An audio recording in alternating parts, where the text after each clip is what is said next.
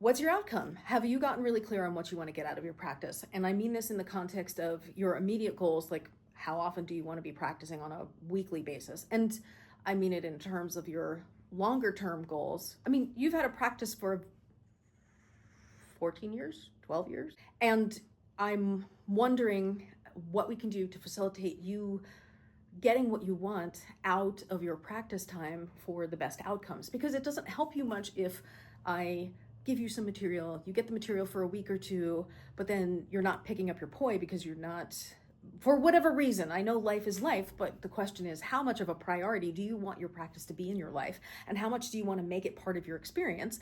And have you given that any thought? And if you haven't given that any thought, how can I inspire you to at least consider it for yourself so that you can set up your practice in a way that facilitates achieving what it is you want to achieve from this experience? I mean, your time is the one commodity you will never get back, or, well, I don't know, maybe technology will change that, but seems like as of now, it's the one thing you really cannot get back. So investing it wisely makes a lot of sense. So what do you want, and how will you know when you get it? Can I offer a suggestion instead of 1 hour, 1 day a week? Like 10 minutes is better. Picking up your poi and spinning for 1 minute is better than no minutes. And if making the commitment to an hour is too much because you can't give it the whole hour, at least give it whatever time you can give it. Because when I started out my practice, my entire practice was built on me going outside while my coworker was taking cigarette breaks. And while they were smoking a cigarette, I would practice. But that's it. So like we're talking 7 minutes here, and I didn't even go every single time. So I would do it like maybe once a day, 5 days a week. Maybe so we're talking very little practice time. Something between 25 and 40 minutes a week maybe. But it still progressed my practice. And I feel like, and it keeps you in touch, and you still get the general sense of how you do the manipulation of your hands to make the handles do the thing that you want to do. And maintaining that baseline skill level helps you reconnect later when you have more practice time. So I would offer that something is better than nothing. And even if you're doing a lot of little somethings, I mean, if you just think about, well, if I had just taken 10 minutes to do it over the last 5 weeks when I was really stressed, I would have had 50 minutes versus no minutes. And if your mindset of all or nothing, it's got to be an hour or I'm not doing it, is preventing you from doing anything, I would say try the 1 song challenge instead. I'm just going to try and spin 1 song, the 1 song challenge, where you try and do just a single song, however long it is. It could just be a 30-second jingle. That's how my daily practice started, was with the 1 song challenge. I would do, my commitment to myself was doing 1 song every day, no matter how short it was. And the reality is most songs are on average something between like 2.5 and 3.5 minutes. So if you say 3 minutes and you do 3 songs, you do 1 song a day for 7 days a week, that's 21 minutes of practice, but it's only a song. And you can keep your family out of there. Like you could set up a time where you're like, okay, this 5 minutes is my 5 minutes every day in the living room. Like I'm sure you could get them to agree to that. Or you could do it as an ergonomic break because you work from home, or one of your pee breaks, you just do 1 song. It will help your energy levels. It will actually reduce your glucose spike in your body. And they also say that taking, what do they call them?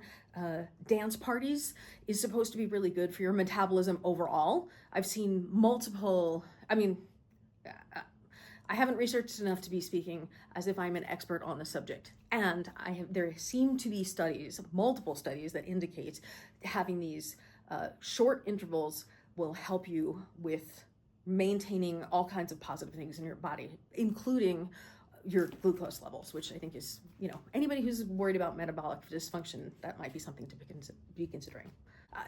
It's just a perspective. You could try it and see. I mean, here's the cool thing about the 1 song challenge. You could do 2 1 song challenges in a row if you wanted to have a longer practice or you were super inspired. My current commitment to doing a daily practice video is I just have to do 1, but I'll get on the mat and I'll be like, that wasn't good enough. So I want to do another one. And it's really easy to just like slip into suddenly 40 minutes later, I've been practicing. What I've noticed is you seem to get better results in class when you're in your practice more regularly. And what I mean by better results is it's not that you necessarily pick up the moves more quickly. You're more resourceful in your approach to your practice when you're practicing regularly, because I perceive, get down on yourself because you weren't practicing, and then you're carrying that into the practice as opposed to being present in the moment with wherever you're at with loving grace. And I think if just having a little more consistency will help you have a better attitude about what you've done, because you're like, oh, I've done a lot of little things consistently over time. I mean, that is the whole tortoise and the hare thing, right? The hare is zhink, zhink, just sprinting, but then stopping, sprinting and stopping, and doesn't get to the finish line as fast as the tortoise, who just continues to do consistency over time. So, I mean, and plus there's statistics that say getting on the mat is actually more important than actually staying on the mat. That the consistency of so even if you show up and you only do one song, that's better for your practice, better for your habits than waiting until you have the amount of time to do all of what you want to do. I get the sense it helps with stress management and your sanity and your sense of self-expression and your sense of yourself as an artist, as well as your embodiment.